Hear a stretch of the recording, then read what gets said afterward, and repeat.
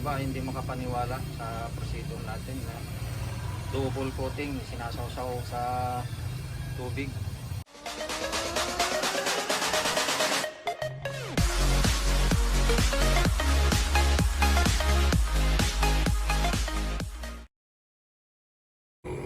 Yo, what's up mga kalakay? Andito na naman kami, si Kabakit.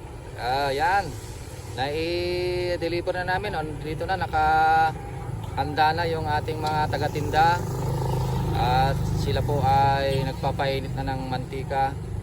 At ngayon ay magbibigay tayo ng tips sa ating mga subscribers tungkol sa ating mga pagluluto, kung bakit natin sinasawsaw sa tubig, at yung pagre-reheat natin ng ating mga leftover.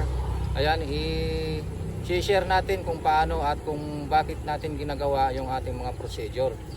So dyan lang kayo mga kalakay, stay tuned. English yun ah. So stay tuned po kayo at tayo po ay magbibigay ng mga tips tungkol sa ating ginagawa sa ating pagpa-fried chicken. So kung bago ka sa aking channel ay be sure na nakasubscribe at nakalike ka sa aming video. At let's go.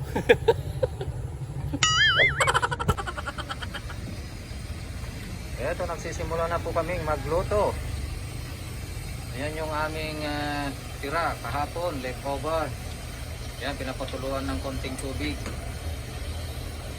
para mamaya ay magiging crispy siya. Painitin muna natin yung mantika.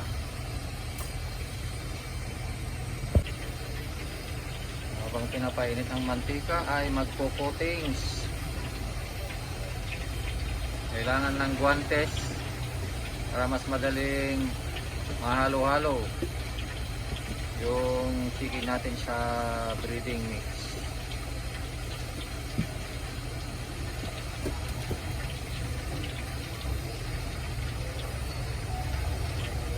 So yung procedure natin sa pagluluto, pag-coatings ay ganyan po.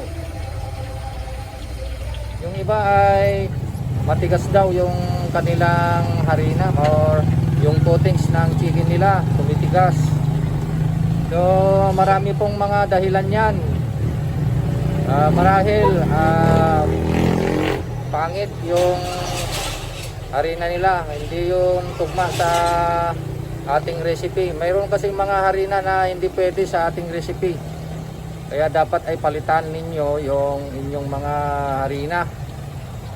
Dapat ay humanap kayo ng ibang brand ng harina, kasi talagang mayroon pong mga harina na hindi po pwede sa ating recipe.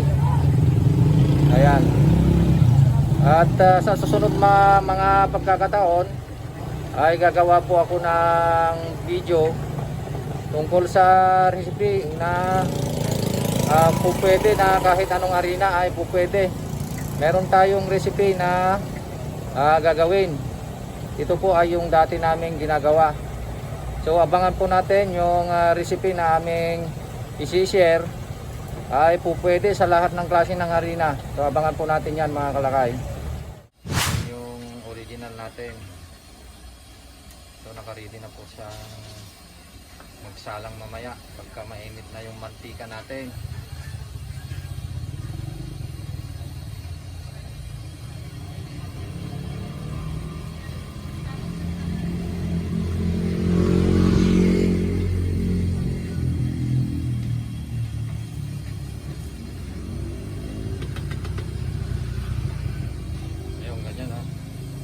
Hindi makapaniwala sa procedure natin na double coating, sinasawsaw sa tubig.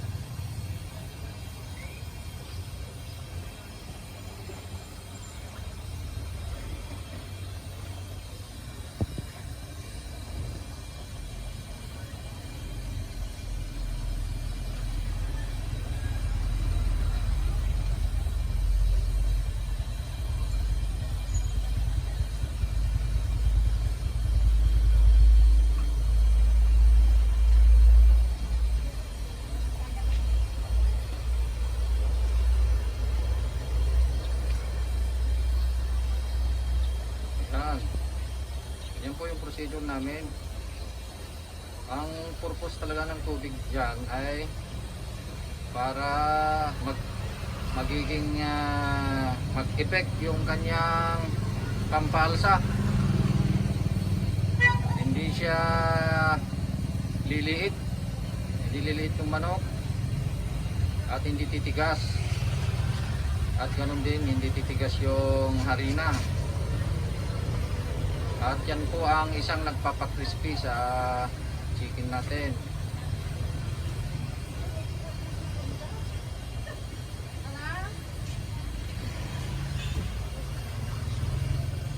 Oh, yan na po yung final coat. So, yung isang sikreto natin na na-share natin para lalong mag-crispy ay yung i-pre-press natin yung manok. Ayan, oh.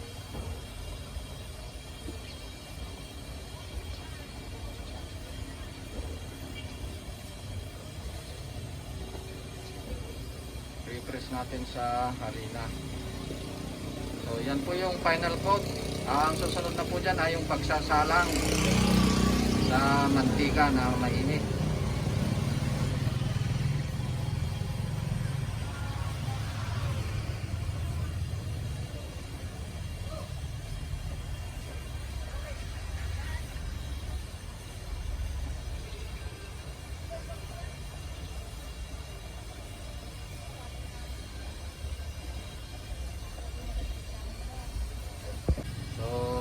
Ayan po, magte-testing tayo kung pwede na yung mantika natin.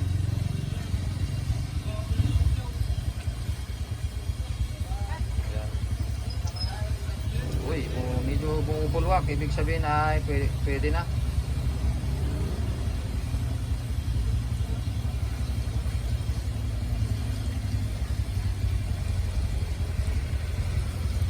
So, ayan, tuloy-tuloy na po para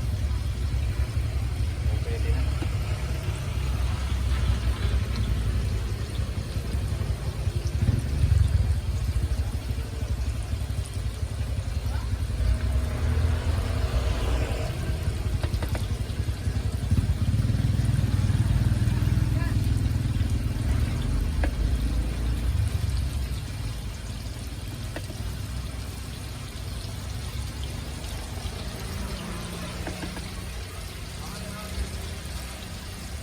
Yan yung unang salang natin, garlic flavor. Yan, so mamaya ay yung original flavor naman. Samantala, meron tayong ipapainit na leftover natin. Hindi maiwasan ngayon dahil mahina ang negosyo eh. Nagkakaroon tayo ng mga leftover. Sige, ilagay mo na yung yung pinagyan mo ng tubig kanina. Ayan yung leftover. So ganyan lang po yung magpainit. Mga siguro 30 seconds to 1 minute.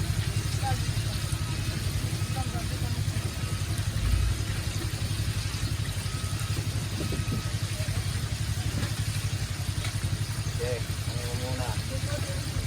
Last 20 seconds. Yan, mga segundo lang yung pagpapainit.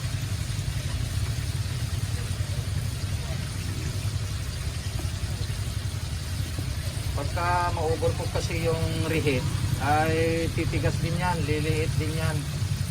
Ayan, di pwedeng ma-overcook. Reheat lang naman yan eh. So ayan, pwede na siguro. Patuloy mo muna.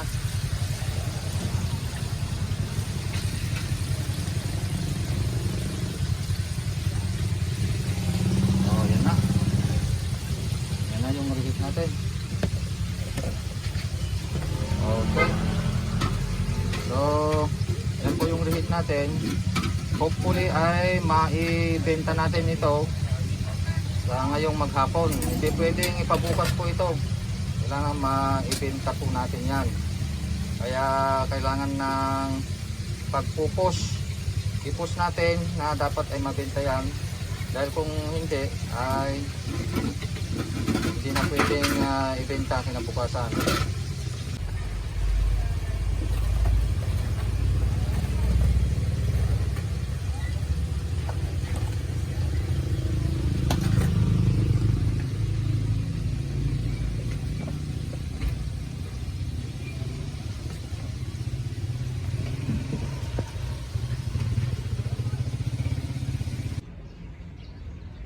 Ayan, ang dami na nilang naluto. Okay na. Pati yung chicken skin ay nagawa na nila. Oh. So, ayan.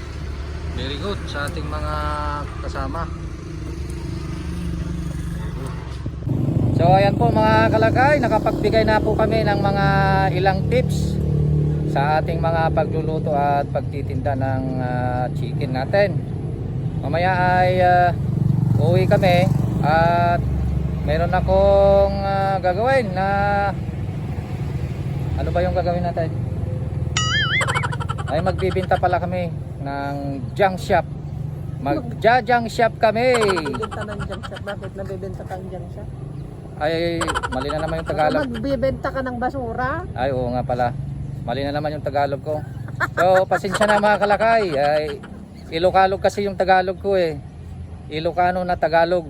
Hindi ako sanay sa Tagalog. Wrong grammar. Wrong grammar. Sa pagtatagalog ko, laging may wrong grammar. Buti na lang nandyan si Kabakit na nagtutuwid ng aking Tagalog. Oh. Magbibinta na naman ako ng mga basu-basura natin.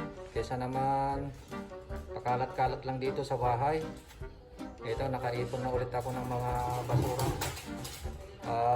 Ibibinta natin kay Kabubog Vlogs. Ayan.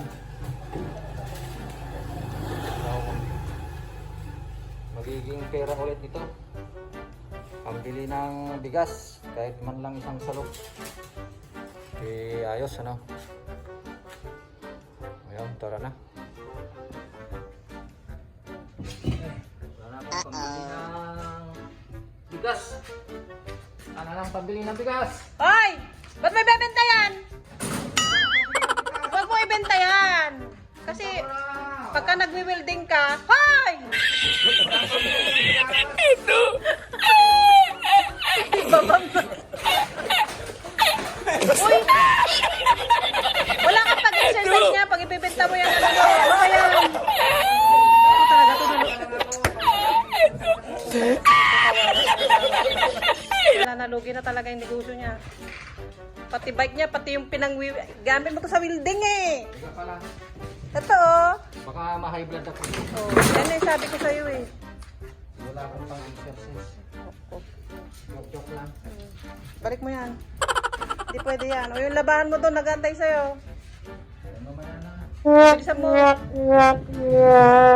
Medyo pa akong pambili ng bigas. Wala tayong isasangin. Jack! Bilisan mo.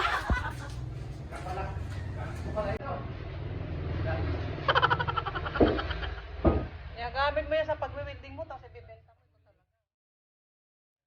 Yan lang mga basura na yan.